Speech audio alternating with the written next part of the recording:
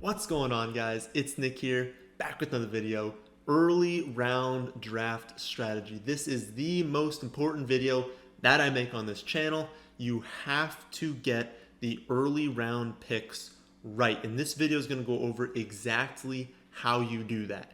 I gave you guys a 2,000 like goal last season, and you dropped nearly 15,000 likes, which is absolutely unreal. If we're being honest, the advice in that video did sort of live up to the hype because this strategy is bulletproof. So we'll go over why it worked so well, the results from last season, what it means for 2020. I'm not going to ask for you guys to beat the likes from last season, but if you would be ever so kind as to drop a like, it would be much appreciated. So let's start things off with the stat of the day. Yesterday's stat was among top 10 quarterbacks for fantasy last season.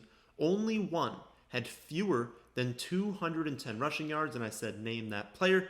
The answer was Aaron Rodgers, and Alex Locicero was the first to get that one correctly, which I believe is his second win. Today's stat, among tight ends last season, who led the league in percent of team air yards? So among tight ends, who had the highest percentage of their team's air yards?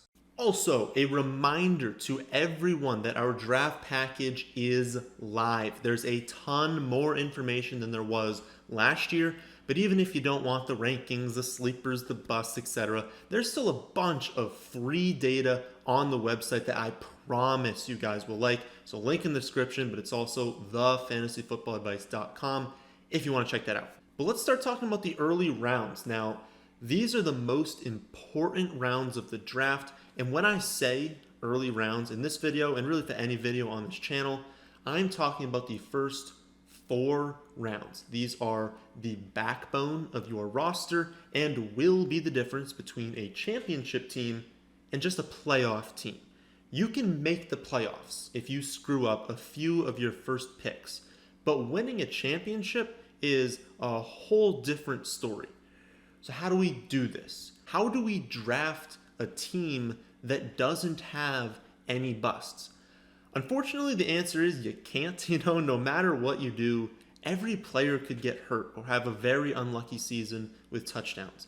What you can do, however, is give yourself the best chance for success.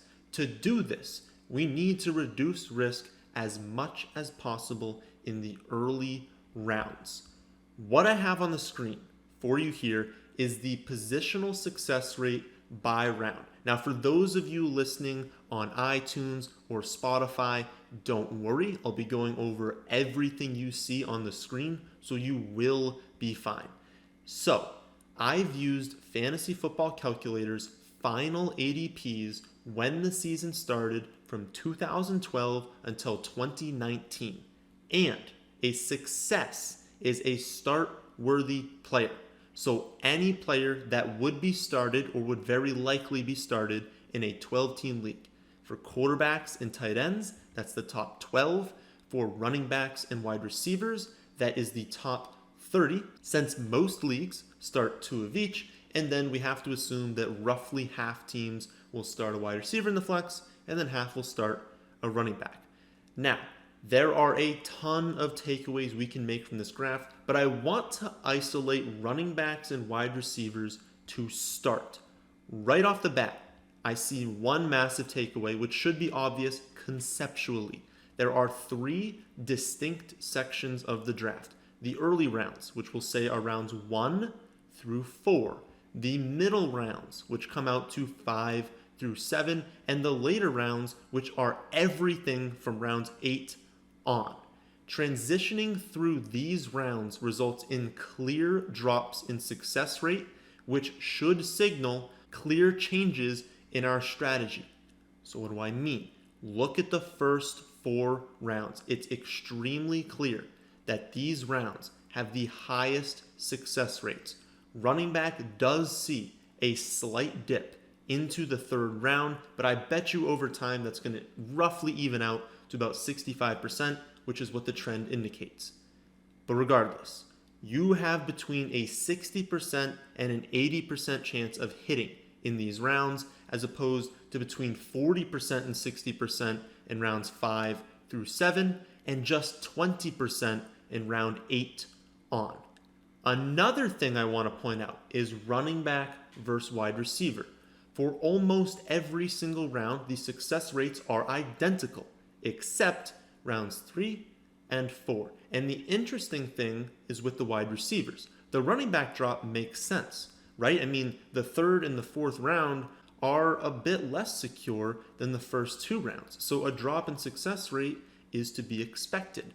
But there isn't a drop for wide receivers. You see the exact same chance of hitting in the first 2 rounds as you do in the next 2. And you know what?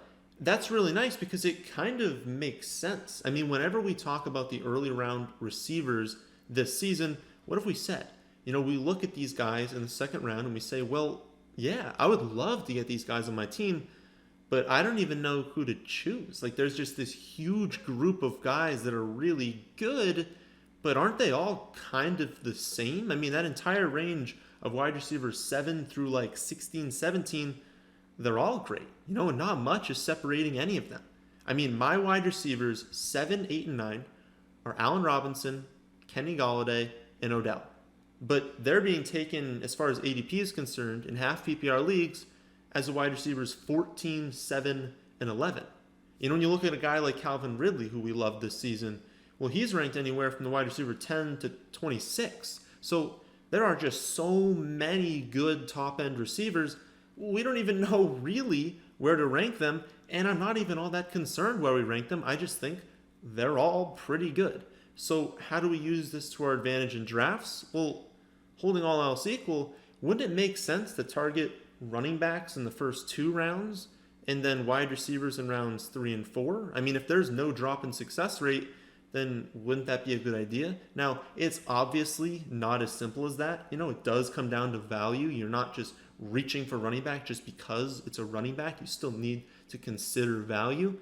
But you get the idea, right? I mean, if it's close between 2 players, lean running back in the first 2 because great wide receivers will still be there in rounds 3 and 4. But the chart also solidifies another thought, and it's probably the most important part of this video. You have to get your first 4 picks right. I mean, you need to be sure that the only way each of your first 4 picks were to bust is an injury, right? I mean, you need to eliminate all players who have other risk factors associated with them. Did they change teams?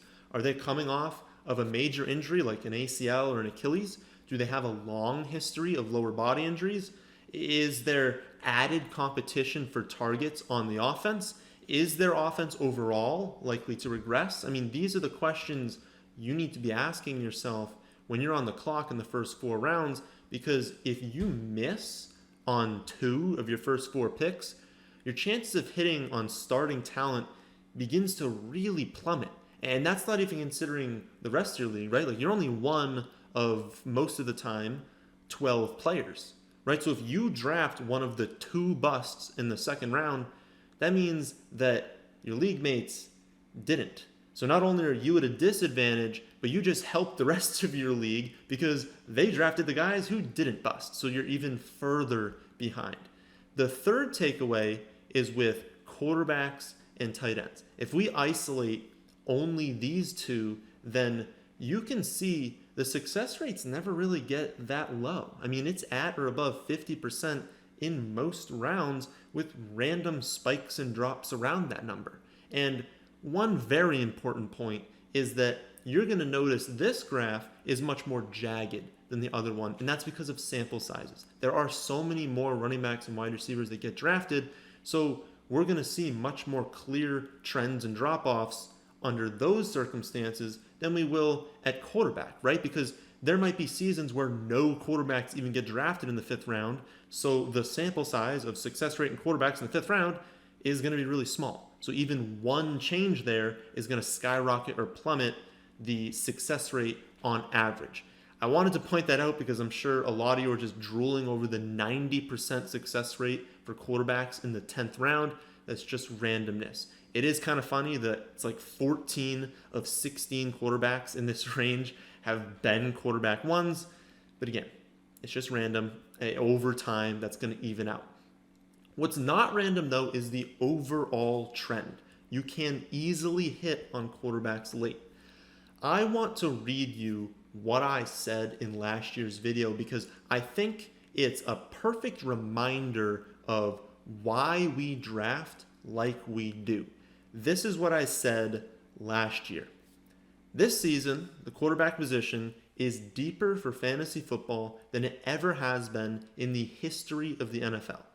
There are at least 25 quarterbacks that you could legitimately start in a 12-team single quarterback league. Guys like Lamar Jackson, Dak Prescott, and Kirk Cousins are available at the end of drafts, so the idea of spending a third-round pick on Mahomes or a fifth-round pick on Rodgers baffles me when you could draft the players I listed much higher.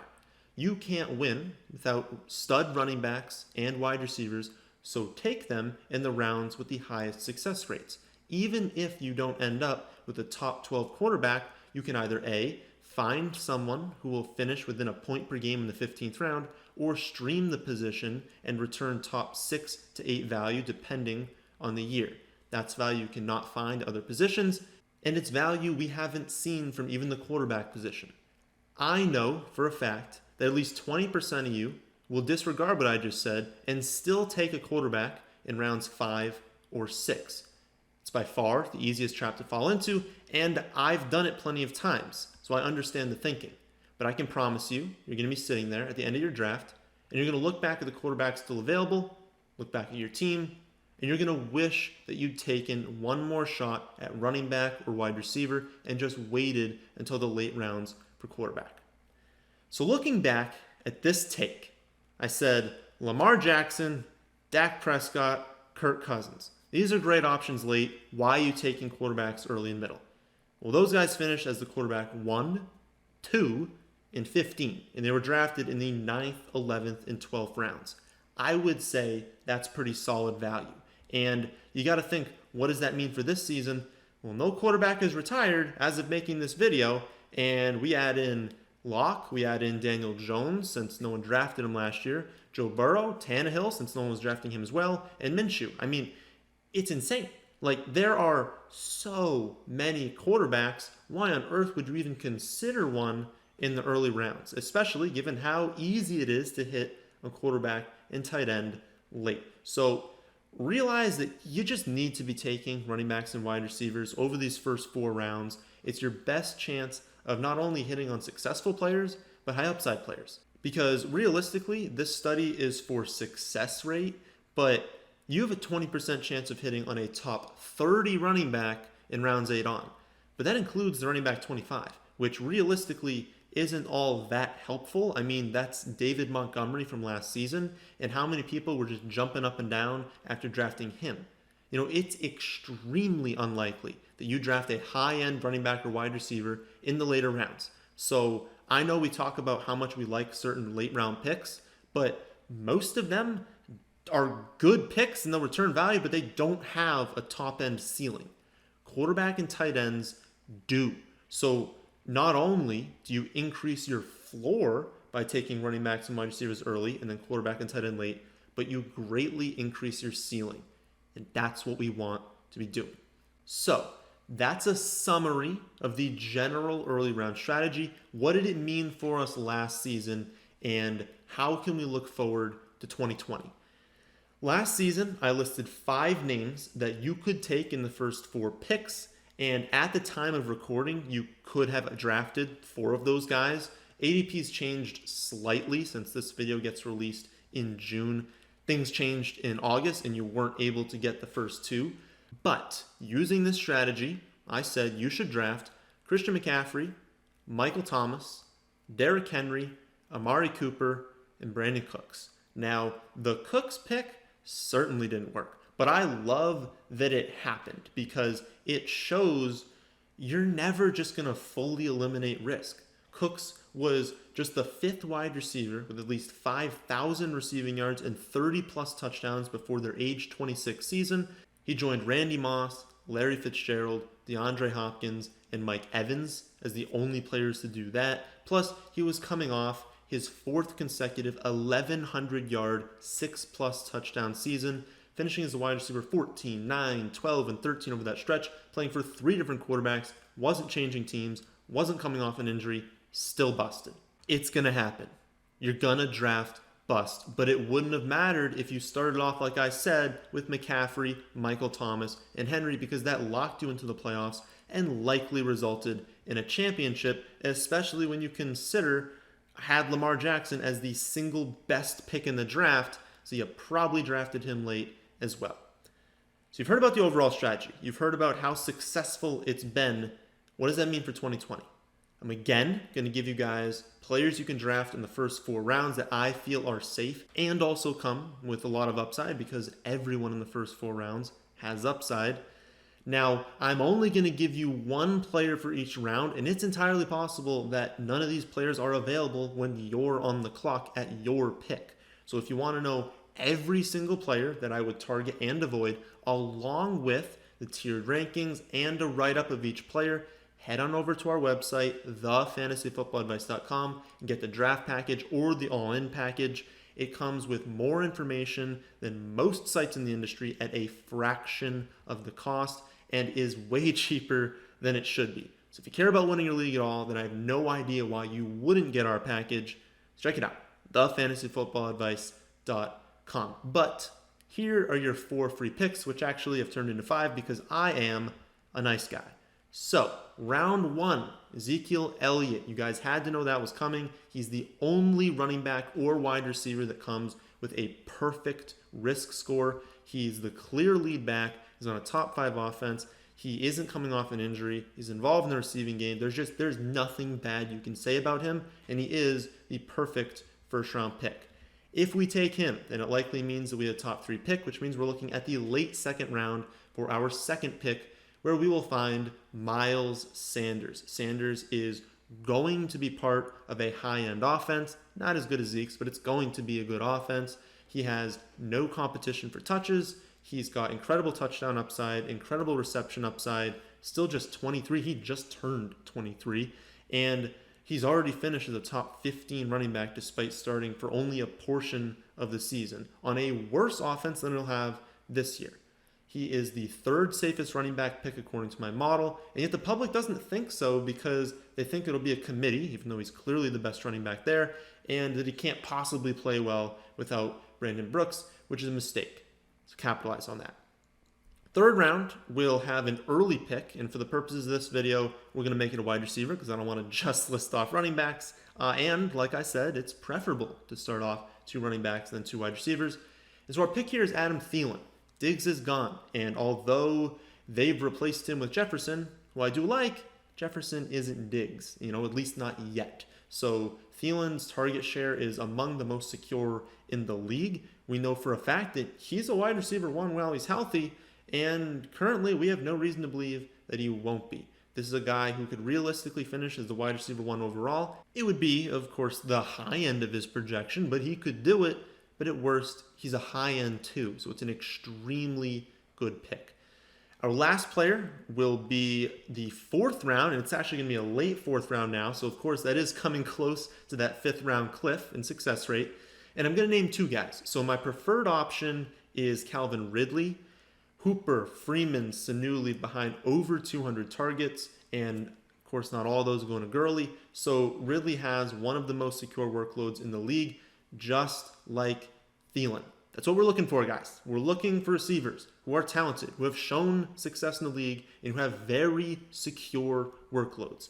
Thielen and Ridley absolutely fit the bill for that, so I love him as a pick. But maybe he's not available because he's going more in like the mid-4th round right now. If he's not, you can also take Robert Woods because many of the same things are true for him. He's not as good of a route runner as Ridley. He's just not as talented. But the offense overall is good. The target share is secure.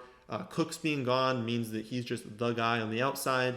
And he's coming off back-to-back 1,100-yard seasons. Finishes a mid-range wide receiver 2 last year, even getting incredibly unlucky with touchdowns. So that's going to be the end of a very long but very important video. remember to make me feel good by hitting the like button, not asking for what you guys did last season, although now I know it's possible, so maybe we can do it. But also remember about the draft package. It offers more information than most sites in the industry at a fraction of the cost. That's the end of this one. I hope you all did enjoy. If you did, how about hitting that like button? And how about subscribing to the channel if you're new? Thanks for watching.